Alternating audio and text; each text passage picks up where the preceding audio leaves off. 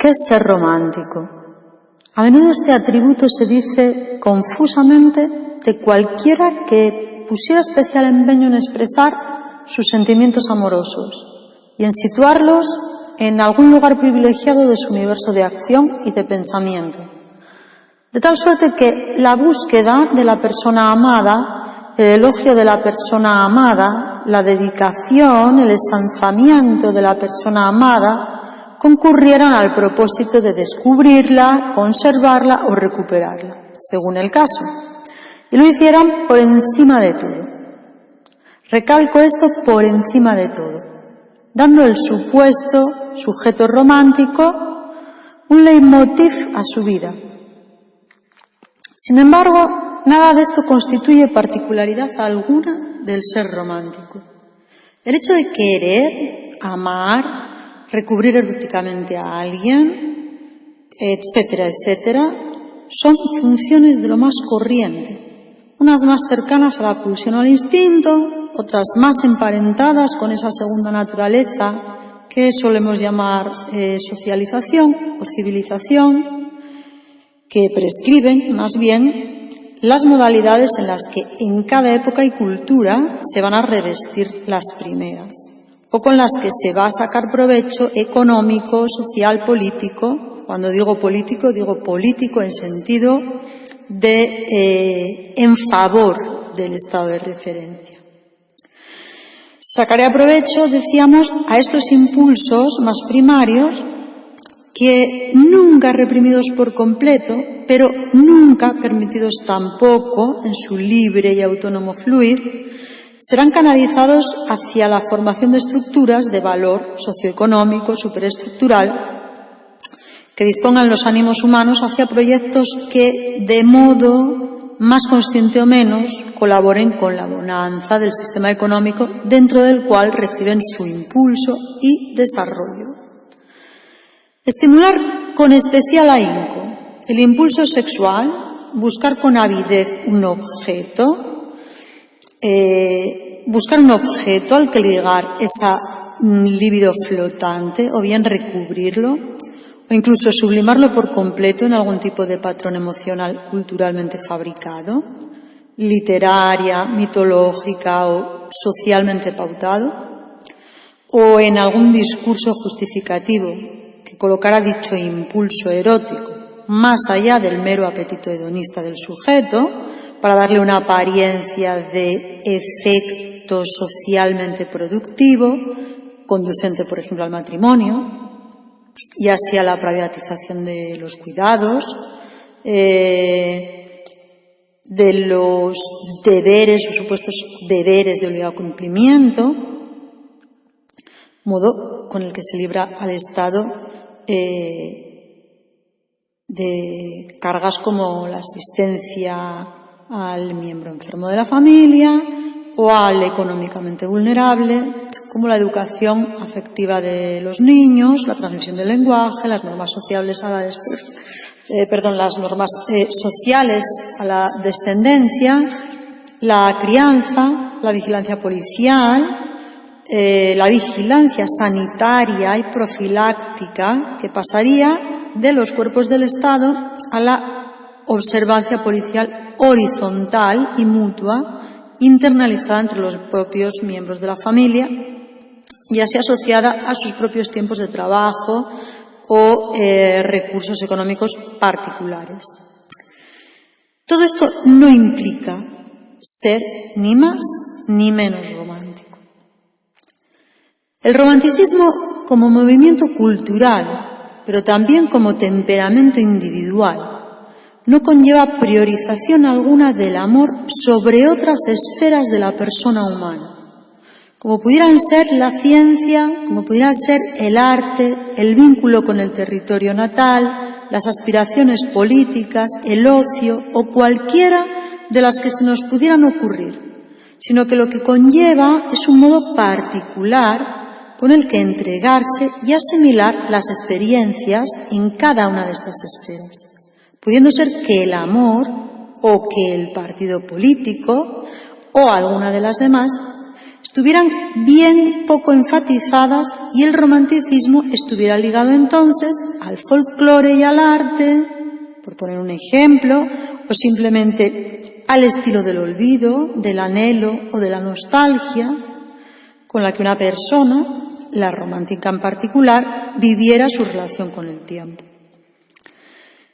Para entender qué es una persona romántica, cómo es una persona romántica, para detectar cuál sería el temperamento propio de ese romanticismo, habríamos de desechar de nuestro imaginario cualquier asociación que nos lleve a pensar o a vincular infundadamente tanto el romanticismo como el temperamento del romántico al romance. Al romance como historia afectivo-sexual, aunque al romance también como novela, simplemente. Como historia, como batallita, como cuento y aventuras de no sé quién, etc, etc. Pero bueno, como especialmente la sociedad lo asocia, o en los últimos tiempos el mito del amor romántico asociado el temperamento del romántico con el romance, es ahí donde tenemos que incidir y aprender a disociarlo, habituarnos a disociarlo.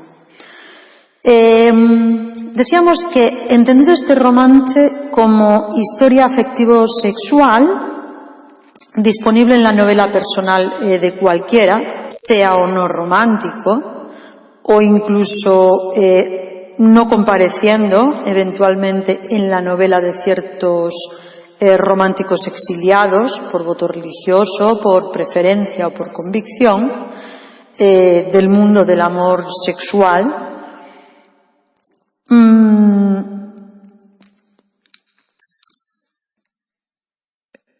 Si fijamos la atención y focalizamos en esa historia afectivo-sexual que está disponible para cualquiera, o por poco romántico que sea, o que incluso siendo muy romántico puede existir esa laguna en su vida, en su biografía, pues porque hubiera renunciado u huido de buena gana también de cualquier romance debido a otro tipo de vocación, ¿no? Sabemos que la religiosa en muchas ocasiones nos despide de los amoríos, pero aunque sea eventual también podría ser la vida del militar, o podría ser la vida del escritor o del filósofo, mucho se habló de ello, o de quien fuera que estuviera más interesado en otros asuntos y pudiera incluso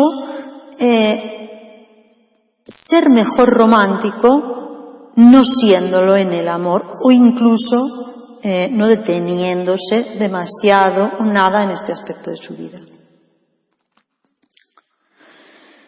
Existe, para empezar, y quizá podría ser una de las características más importantes, por lo menos una de las temáticas que más nos llegan, que más nos alcanzan desde los espíritus románticos que alguna huella dejaron en la literatura, en la filosofía, en la historiografía, en las humanidades, pero también en ciencias como la biología o casi en cualquiera otra, en la que pudiera destilarse algún tipo de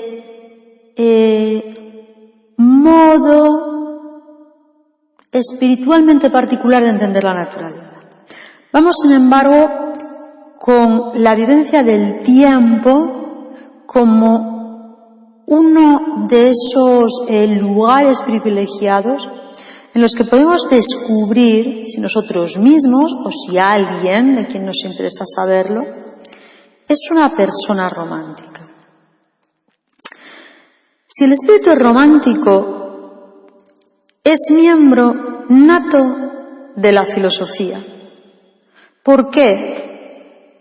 Por su reflexiva, por su emotiva, por su insistente experiencia del tiempo y con el tiempo y en el tiempo. Los personajes ya históricos, ya literarios, los más populares personajes, los más paradigmáticos del romanticismo y en cuyo acertado perfil podemos hallar la pista de cuál sea la esencia y los devenires del temperamento romántico, varían de unos a otros e incluso respecto de sí mismos, si los perseguimos a lo largo de toda una trama vital. ¿En cuanto a qué? En cuanto a tendencia política, pudiendo ser profundamente conservadores, o por el contrario, escandalosos entusiastas del progreso, el futurismo, o las más extravagantes innovaciones. En unos observamos beligerancia, gusto por la épica e incluso aspiraciones de heroísmo, siendo solícitos miembros de ejércitos, encarnando en sus propias vísceras la furia contra el enemigo de la patria o de la causa, y en su propio ánimo las consignas y cantares que compendian la batalla, a la que contribuirán con su propia vida y a riesgo de su integridad, tanto física como moral. En otros, en cambio, más fugadizos, advertiremos apatía por los debates y contiendas, desinterés por su presente. Estos escogerán para implicarse solo en alma controversias antiguas que poder reeditar, se recrearán en los aspectos más filosóficos e incluso más teológicos de aquellos textos, temáticas, problemáticas con las que se encuentren o sobre las cuales puedan vertir algún tipo de sensibilidad. Hablamos entonces de los románticos más nostálgicos, de los románticos que fijan su mirada a un tiempo que nunca existió. Esto es importante, no es al pasado. A no ser que queramos hablar del pasado relatado por la literatura del pasado, pero no al pasado en sentido histórico, no al pasado en sentido efectivo. Esto contando con que una ciencia tal que nos relatara lo que fue y no fue pudiera ser posible, que no lo creo. Tampoco son nostálgicos de su propio pasado, de su pasado autobiográfico. Es muy importante, el romántico es nostálgico de un tiempo que nunca existió. Son románticos de la génesis. Su tarea es romantizar, pero romantizar justamente los orígenes de una tradición. Y sí, romantizar en el sentido de idealizar, pero no idealizar de tal manera que pusiéramos esos orígenes en unas alturas inalcanzables o en una pureza que ya nunca pudiéramos volver a revivir o a resucitar. No, hablamos de idealizar en el sentido más platónico y más materialista al mismo tiempo, que es idealizar en el sentido de construir, de imaginar, de reconstruir las condiciones que serían necesarias para que yo o nosotros o una colectividad, la que fuera, o cualquier otra entidad, llegara hasta nuestros días de un modo sé si del mejor modo posible, o más bien de tal modo que pudiera regocijarse, refugiarse mejor en esos orígenes que es capaz de depurar, de destilar, esos orígenes que ficciona y que ficciona eliminando lo espurio, lo accidental y quedándose con aquello que fuera el núcleo, el origen, el punto de aparición. Entonces el romántico lo que hace es idealizar ese tiempo, que es un tiempo abstracto, en el que un inicio fue posible. A los románticos nos gusta saber de los comienzos. Y sí que es cierto que en muchos casos la persona romántica ama los comienzos. Pero no ama los comienzos porque fueron así y así, y porque hubiera que volver a un fundamento puro. Cuando la persona romántica dice que ama el pasado o que ama los inicios, no quiere decir que ame el dogma, el fundamento a partir del cual hubiera que pensar o a partir del cual todo lo demás hubiera de ser demostrado. No. La persona romántica lo que ama es la capacidad de creación, la capacidad para generar un nuevo orden de cosas.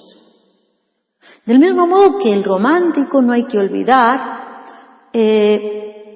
también sabe llorar, pero y por tanto gozar, se lo goza también, la hecatombe, el desenlace fatal,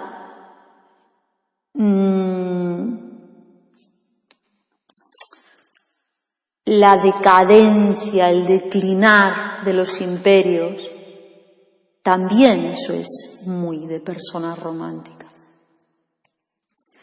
Sin embargo, si hay algo que caracteriza el espíritu romántico, es el gusto por el arte y el gusto por llevar el arte a cualquier esfera de la vida. Entonces, tener ese empuje, esa resolución, esa capacidad transversal y amplia para condensar un número de elementos que uno, cuando digo uno, quiero decir un sujeto, puede ser individual, plural, da igual, que uno va almacenando, guardando. Esto también es muy romántico, guardándolo, ¿no? En un baúl, en un archivo, en un cajón de colecciones, en un álbum. Y en un momento dado, disponer todos esos elementos para comenzar algo, iniciar algo, crear algo. Esto es muy importante para lo que considera una individualidad genial, una individualidad que merece la pena ser vivida justamente porque casi es inherente, transparente, confusamente mezclado con el propio espíritu de su época. Y al romanticismo le gusta mucho tratar de averiguar cuál es el espíritu de cada época. Esto lo vemos siempre como la tragedia del vampiro. Siempre nos preguntamos qué pasa, cómo es que no todo el mundo quiere ser uno de ellos, como uno no iba a querer que que le dieran sangre de vampiro, ser eterno, atractivo, guapo, joven. Bien, sin embargo, siempre aparece en este tipo de relatos, que son relatos góticos o de inspiración gótica, decimonónica, romántica en último término, siempre hay un drama, siempre hay una tragedia que parece que ahoga, que melancoliza el pasar de los días de los vampiros. Y más allá de tener que matar a otros, de tener que sorber la sangre de otros, más allá de esta adicción, de esta violencia a la que se ven compelidos para así sobrevivir todo lo que pueden sobrevivir, que siempre, más allá de todo esto, y dando por hecho su eternidad, si nos fijamos, cada tanto tienen que convertir a alguien, tienen que hacer otro vampiro, tienen que hacer nacer, y además de un modo muy edípico, ¿no? Porque este nuevo vampire que crean será a la par hijo, a la par amante, a la par compañero o compañera de vida. ¿Y cuál es su función en todo caso? Bien, la función sería acompañarse el vampire vieje de una vampira más joven, de una vampira actual, que pueda mostrarle los códigos actuales y todo el teatro actual, el cine, la música actual, que le ayude a superar todos los prejuicios de las antiguas generaciones sobre las que ha ido sedimentando todas sus costumbres y pueda de algún modo renovar, ponerse al día, reciclar sus deseos, estilizar a las nuevas modas, ¿no? Estilizar a la nueva moda, sus prendas, sus modales. Y para eso necesita un viajero joven. Si nos fijamos y hiciéramos esta comparativa, encontraríamos que hay también, de entre los animales, uno que conocemos por su especial romanticismo, y es el lobo. Ese lobo que vive en manadas, que tiene tal sentimiento de la tierra, del amor, de les suyes, pero que, por si no fuera esto poco, al mismo tiempo expulsa, escupe, se van porque quieren, pero esta comunidad da lugar, crea, constituye también a sus miembros forajidos. Y también dentro de esos forajidos va a ser un lobo viejo, que pudo haber tenido un cierto liderazgo, el que ya sin él se quiere ir. Ya no encuentra dentro de el juvenil y renovado mandato su lugar. Y entonces es uno de los que se va, y se va con un lobo joven que justamente va a poner la fuerza, la energía, la sangre, y que además va a absorber sus conocimientos y los va a aprovechar, los va a vivir luego en soledad. Se prepara con él, con el miembro viejo, para una futura soledad.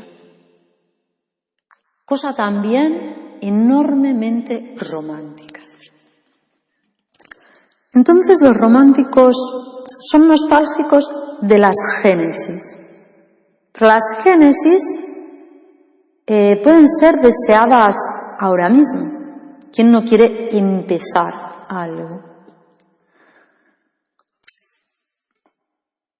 Su tarea es romantizar, decíamos, idealizar, y con idealizar, de nuevo, insistimos, crear las ideas que hacen falta para poder comprender, para poder percibir, para poder reconstruir cómo puede haber sido la génesis de algo, o una génesis, o la génesis en general, el inicio. ¿Qué hace falta para iniciar, para crear? ¿Y qué hace falta para iniciar algo que efectivamente se creó y que ahora lo vemos tal cual aspecto o tal cual otro? ¿Cómo habría sido al principio? ¿Cómo fueron esos efectos? Y por tanto, se trata de una labor casi de inspección, una labor de detective.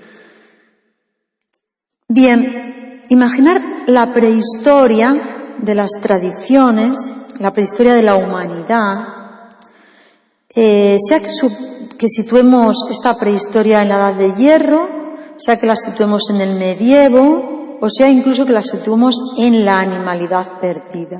Muy importante esto también para los románticos. Porque la animalidad perdida podríamos decir que define lo humano. En ese intersticio al que solo por hipótesis podemos acceder y en que se dio el paso de la naturaleza a la cultura, siendo la cultura, autoconciencia de la muerte, es decir, no solo miedo de la muerte o miedo del dolor o de aquello que intuimos peligroso, ¿no? Autoconciencia de la muerte, prohibición del incesto, industrialización de la vida u otros hitos que barajamos como lugares de paso. Decíamos antes que la persona romántica ama las humanidades, pero también las ciencias y en particular algunas de ellas o algún modo de abordarlas. La embriología, la historia natural y social, la etnología, la etnografía, la antropología y muy en general las humanidades, como decimos, son no solo amadas por el romanticismo, sino que son patrimonio del romanticismo, fruto esforzado de los románticos por conservar siempre una mirada hacia el pasado que nos constituye, por conservar siempre una mirada hacia la génesis que traicionó nuestra naturaleza, trocando la historia natural, universal, cósmica, a subjetiva, es decir, la naturaleza, expresándose sin mediación humana, sin relato que la contenga en los límites de nuestra perspectiva, en historia social, en historia humana, a la que se va a quedar subyugado incluso el sentido y el porqué de los fenómenos naturales, ya calculados, monetarizados en tablas e instrumentos, ya coproducidos por el hombre como epifenómenos o como consecuencias no previstas de su acción. Romantizar es utopizar el pasado constituyente de nuestra actualidad. Y esto no es un simple y burdo lo de antes era mejor. Esto no tiene nada que ver con el romanticismo, sino que, muy lejos de ello, romantizar consiste en realizar un trabajo de constructivo y selectivo en el que avanzamos por hipótesis. Vamos construyendo un paraíso imaginario, paraíso entre comillas,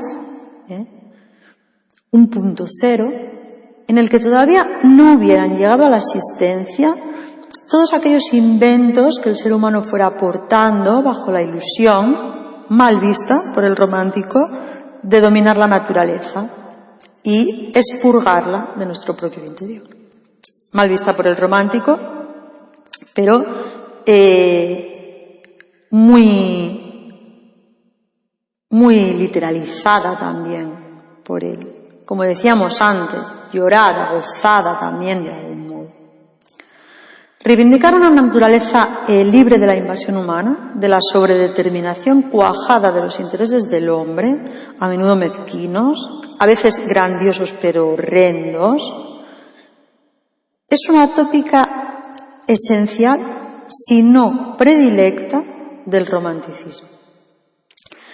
Entonces, imaginar, aunque solo fuera un pedazo de tierra virgen del hombre, un pedazo de tierra habitado solo por toda la paz y por toda la violencia de lo salvaje, es el remanso del romántico. De esta imagen surgirá la evasión para algunos, pero también la filosofía política para otros que desearán volver a ese inicio y tomar los caminos no transitados para escribir de nuevo la historia. En todo caso, nostálgicos de la infancia o nostálgicos de la vida salvaje, les romántiques nunca echan de menos su propia infancia, sino la posibilidad arrebatada de ser niño. El niño que se nos permite ser, o el poco niño que se nos permitió ser, el niño que no nos permite ser ni de pequeños ni de grandes, pues un dispositivo represivo y manipulador nos intercepta desde la cuna y nos convierte ya en otra cosa desde niños. Recordemos además que la infancia, la niñez, es otro de esos inventos creados en el siglo XIX, antes del cual el niño era tratado como persona adulta, simplemente como persona adulta que pudiera eventualmente tener algo menos de fuerza, eventualmente tener algo menos de experiencia para X cosa, pero no para otra. Es decir, antes del siglo XIX pareciera como que las personas, todas las que estamos puestas aquí en un momento dado, empezáramos por en medio y empezáramos todas a la vez, con la edad que tenemos, pues intentáramos ubicarnos y resolver nuestro día a día, que al fin y al cabo suele ser un guión bien encorsetador.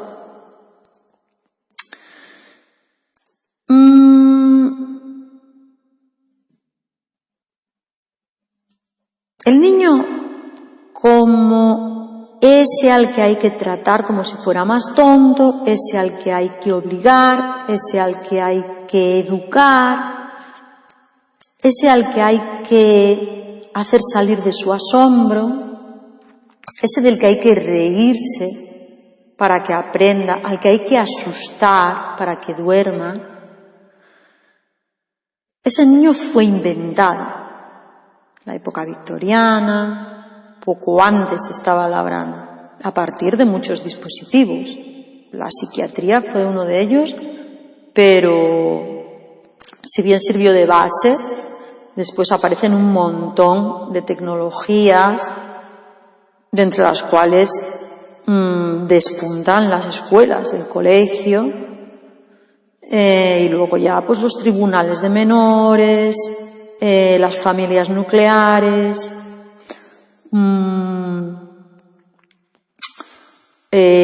los trabajadores sociales, etc, etc. Bueno, no nos vamos a ir por ahí. Nunca echa de menos su propia infancia, decíamos. Lo que echa de menos es la posibilidad arrebatada que el propio niño ya la tiene arrebatada, y nosotros de mayores también, por esos dispositivos represivos, Y lo que echa de menos es eso que le arrebataron. Es el juego puro, la gratuidad de las acciones, la inconsciencia ante los peligros, el llanto no avergonzado, la plegaria no humillada. Tampoco anhela la ignorancia de los brutos, sino esa esfera básica de la vida, tempranamente castrada, en la que los instintos, las pasiones y el descontrol brillaran como síntomas de vitalidad, y en la que al menos algunos de nuestros saberes y afectos escaparan a la escolarización. ¿Cuántos cantos también tenemos de esos espíritus románticos que se quejan de la escuela, que la recuerdan con pena, con desidia, con resentimiento? Algunos nobles espíritus que fueron acallados y silenciados y maltratados en las escuelas y reducidos, sobre todo. Nada hay más odioso para las románticas que la uniformización, que el corta y pega y la poda que nos hace a todos domesticadamente iguales. Y nada ha habido más querido y más intentado y deseado y esforzado que justamente ese uniforme, esa homogeneización, como excusa de pervivencia incluso de las escuelas, de los colegios. Y por supuesto como excusa de imposición. Ese tiempo es el anacrónico anhelo del romántico. No es un pasado ni es un futuro. Es una posibilidad interna cercenada por las exigencias de la vida normativa, meticulosamente adherida a todo nuestro cuerpo, sin fisuras ni salida de emergencia. La nostalgia de les romàntiques es una nostalgia anárquica, anarquista, de las posibilidades que lleva consigo todo espíritu y que no logran puerto en el que expresarse o construirse. El espíritu romántico no es tradicionalista, así nomás como se dice en muchas ocasiones. Tampoco es antitradicionalista, obviamente, quien quiere serlo. Porque no justifica la historia ni corrobora las versiones dominantes de la misma. Tampoco es progresista, por supuesto. ¿Quién quiere serlo? Diría aquí. ¿Quién quiere serlo? A los ojos actuales, presentes, contemporáneos, de quien ha visto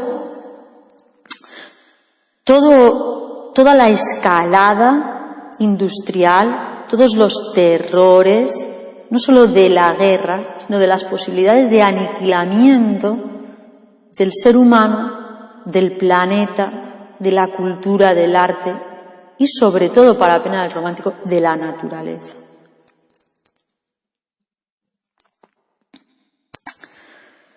No es progresista el romántico porque si no justifica lo acontecido, tampoco justifica lo que en ese mismo paradigma y sendero acontecerá. No es tradicionalista ni es progresista. No es progresista porque para el romántico el progresista es uno que cree en la tradición, o al menos cree en la tradición como historia lineal que tiene unos comienzos, unos aditivos, una línea, unos caminos bastante direccionados que se van tomando y que llegan hasta aquí, hasta nuestro presente, y que desde nuestro presente inexorablemente debemos caminar en ese camino recto por el que venimos para llegar hasta la meta. Entonces, esa oposición entre tradicionalismo y progresismo es justamente el dualismo que el romántico pone en jaque. Así que si el romanticismo se pone en duda en algún ámbito filosófico, por alguna escuela, si alguien lo pone en duda o lo trata de metafísico, habría que recordar que el romanticismo es el principal deconstructor de este dualismo, de este binomio tan obsoleto, o que debería ser tan obsoleto, que nos sigue molestando, que nos sigue desviando la mirada, una mirada más certera, que es el dualismo tradición-progreso, tradicionalismo-progresismo. Señores, es pensamiento lineal el que hay en la tradición, en el relato, y es pensamiento lineal el que hay en el progreso. Simplemente uno lo trazamos de el antes a la hora y otro lo trazamos de la hora al adelante, pero siendo la misma línea. Un camino rectito por el que los buenos ciudadanos, los que paso a paso construyen, los que a paso mejoran la sociedad, y entonces pueden permitirse criticar a otras que no van por esos mismos senderos. Es el mismo, es pensamiento lineal, es el mismo pensamiento de la tradición, es el pensamiento que cuenta las horas, los días, los años, que acumula. El tradicionalista acumula. Así que el romántico acumula no es tradicionalista ni es progresista, es romántica, que es justo no es ser ninguna de esas dos cosas, al menos no serlo de un modo esencialista.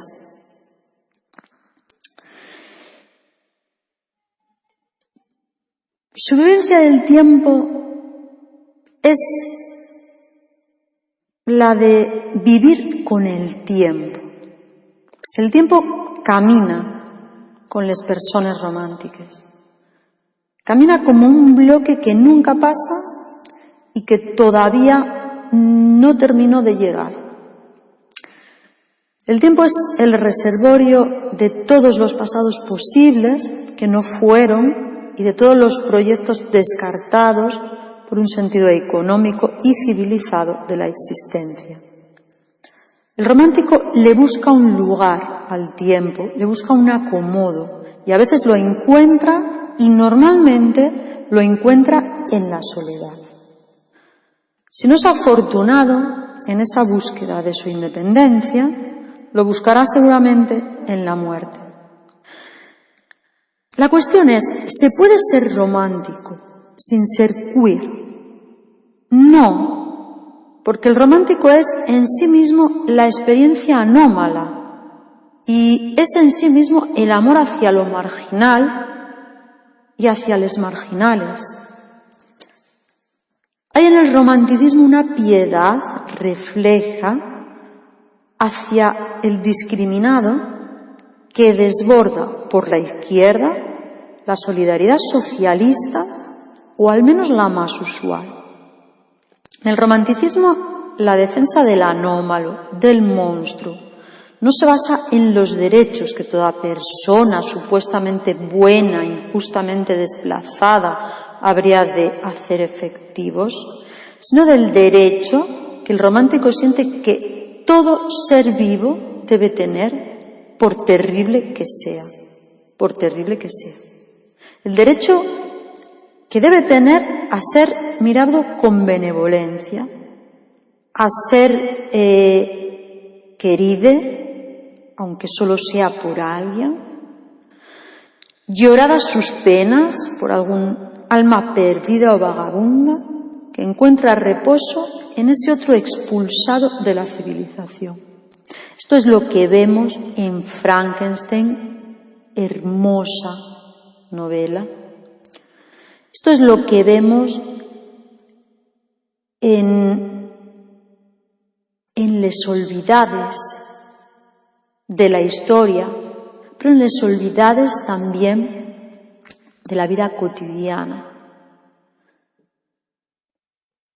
A los románticos les interesa mucho el ser sufriente y les interesa mucho o les conmueve o les inquieta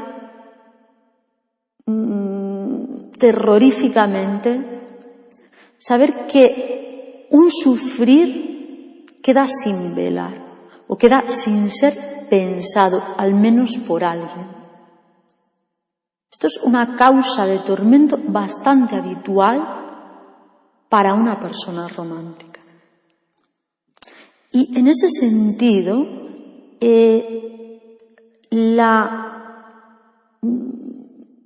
el estar con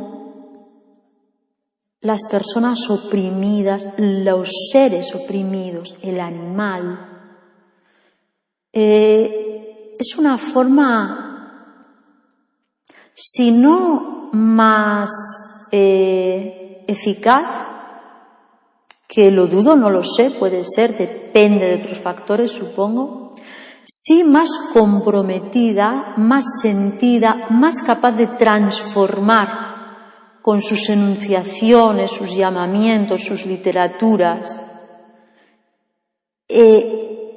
la percepción del mundo, la percepción de los marginales, la compasión, más eficaz a la hora de movernos a sentir de otra manera. Esto es absolutamente imprescindible para cualquier inicio, chispa que pueda tener lo súper básico para iniciar una revolución. En el romanticismo, los buenos son crueles con los malos. Lo vemos en las novelas, en los relatos, en los cuentos, en las películas. Lo veíamos en el barroco también. Lo vimos, bueno, habría que decir quizá que todo romanticismo tiene un pie en el barroco. Y siempre hay una obra barroca, pero casi siempre es una o dos que tiene una irradiación que se va a proyectar por todo el periodo decimonónico. Si pensamos en España, podríamos pensar en La vida es sueño, en Calderón de la Barca.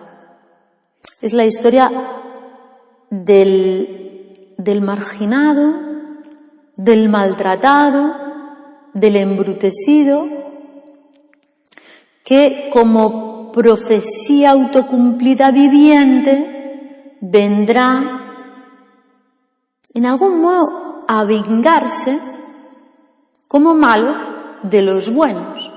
Por eso también el malo y el bueno quedan por el romántico algo difuminados, felizmente difuminados. Si hay algo también que el romanticismo rompe, es el maniqueísmo. Si hay algo que el romanticismo rompe, es la crueldad meditada. El castigo rebuscado. El refinamiento de las penas. Todo ese universo tétrico de la venganza, pero además de la venganza fría, es algo que horroriza el corazón de la persona romántica. Entonces, la persona romántica va a buscar siempre esa parte dulce, esa parte vulnerable y esa parte, al fin y al cabo, maltratada del personaje malo, de ese personaje al que todo el mundo tiene que odiar. Porque al romántico eso le da pena. Pensar que alguien pueda ser odiado por todo el mundo, pensar que alguien pueda ser odiado por todo el mundo a tenor de una consigna, es terrible, es terrible. Así que la persona romántica va a enamorarse, por decir de alguna manera, va a compadecerse, va a comprender el alma del malo. ¿Por qué el malo es el malo? ¿Cuál fue su historia? ¿Cuál es el sentido de sus acciones?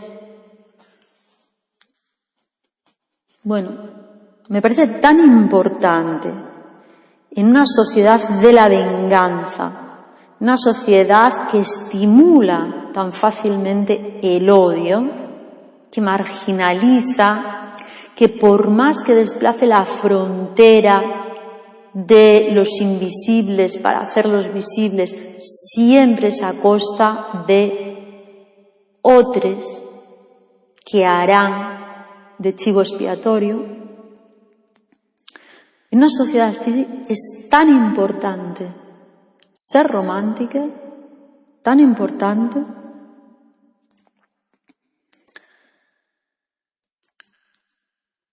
Los buenos también son malos, y los malos tal vez no lo serían si los hubieran tratado con dulzura.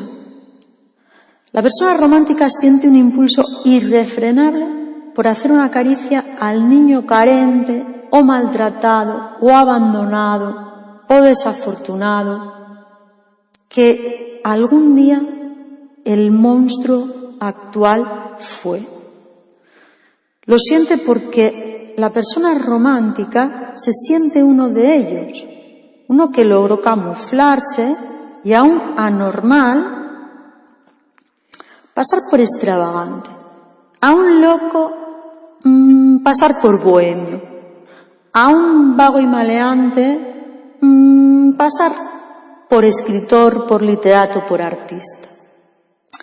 El romanticismo es la aristocracia del lumpenproletariado, la oveja negra de la burguesía y de la nobleza.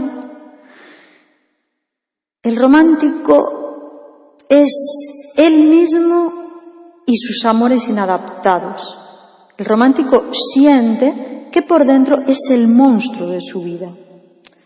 El romanticismo solo puede ser queer, y esta afirmación solo es el preludio, entre otros, de lo que podría llegar a ser una exposición medianamente correcta, medianamente bien enfocada de lo que pudiera ser el amor del romántico.